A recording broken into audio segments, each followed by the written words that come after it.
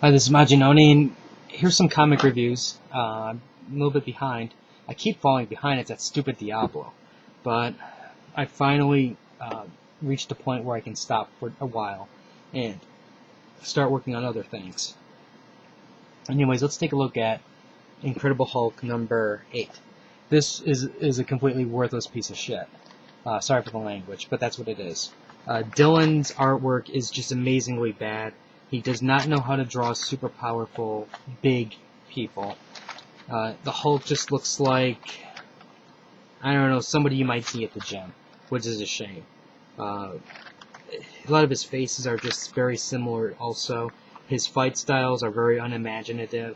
And what I think, even if you take that part out of the equation, Aaron's storyline is really, really stupid.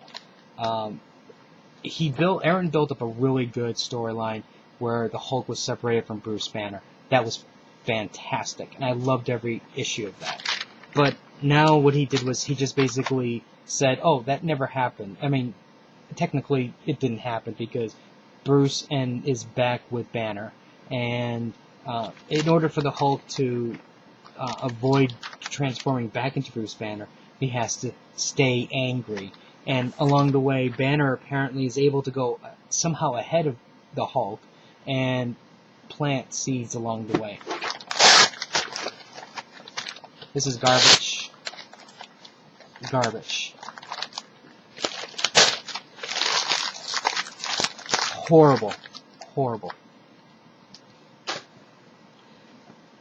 Okay. Amazing Spider-Man Annual 39. Basically, this takes a plot point from the Amazing Spider-Man, where, if you remember, Spider-Man went back into time, forward in time, and then New York was destroyed. Well, it's basically similar to that in that it's another time travel thing, but in this case, it's what if the world didn't know Peter Parker. And in some cases, the world is a better place. In some other cases, it's basically the same thing. And most importantly, he meets Uncle Ben. So this is your basic Uncle Ben meets Peter Parker and basically gives him acknowledgement that you matter. Good job. Gold star. And it's that type of issue. Don't buy it if you don't need it. I'm serious. It's not necessary. Okay, DC's The Ravagers number 1. This was a colossal disappointment for me. It was almost, if the Hulk wasn't a major disappointment, this would have. Okay, there's 3 disappointments. You had the Hulk, you have the Amazing Spider-Man Annual, and the Ravagers. I don't know. This is probably right on line with that Spider-Man Annual. Now, basically, what we have is you have right from the pages of Teen Titans, so to speak. The Ravagers escape, and they basically don't get along with each other. They split up, and you have Rose and what's his name, Warblade, track down the heroes, the characters that flew up on their own, slaughtered them, and now basically they're about to face battle in the Arctic snow type area.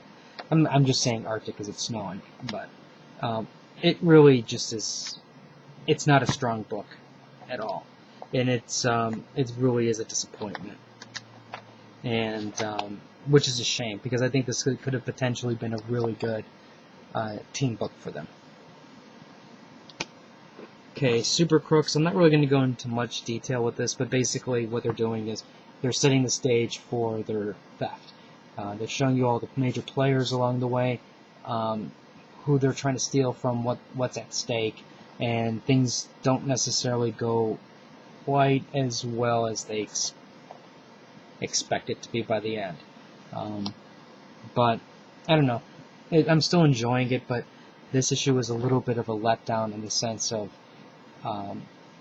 I think I'm expected more, but it's nothing special. Okay, FF18 was kind of funny, funny in the sense of you have Johnny's basically, he's subbing, in their future foundation school. He decides to take the kids on the field trip to the negative zone, and they hold an election for the ruler of the negative zone, and they get a result that's not quite what was expected. Along that line, you have the Inhumans, Black Bolt with the Kree. They're angry with each other. Black Bolt wants war, and Ravagers' dad's like, no, you can't really quite do that because, and they also repair the sun. So overall, it was a good read, but it wasn't like, oh my god, I thought it was a decent read overall. Okay, XMen Legacy. Now, yeah, this is the issue where you have the Avengers and the X-Men fighting at Wolverine's school. This was finally the type of issue that I wanted to see, where the X-Men stop taking it from behind and start dishing it back. And watching Rogue just smash through Tony, the Iron Man's fake armor type thing, robot, was just, I loved it. I loved every second of that. Tony is such a pompous jerk sometimes. So I did enjoy this issue in terms of a crossover. I look forward to seeing many, many more butt-kicking later. The Ultimates 11, I think the art dropped quite a bit, and we go through different stages of art. Some of they're going through different artists. Some cases it's good, some cases it's not as good, but it's not as good overall as what we've been getting in the previous issues. And basically all they're doing here is they're setting the stage for the big conflict between Reed and everybody. Anyways, I'll give you guys the code, if this thing will come out. Okay, here's the instructions. And the code is ATM C13 Z as in zebra Y15Y. And the Batman Annual. This, unlike the Spider-Man Annual, this was really good.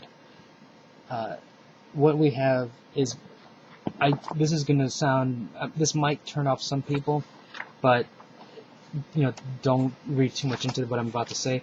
Is it basically, it does tie into the Owls just a little bit, and it's mostly, as it's tying into the Owls, it's making reference to what was just happening, which I thought was okay. It's nothing it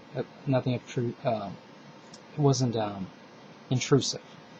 But what this story was basically telling the origin of Mr. Freeze, and this was really a really strong issue. I really liked it. It basically told you, it had you guessing a lot to say, okay, was Mr. Freeze sane? Is he insane?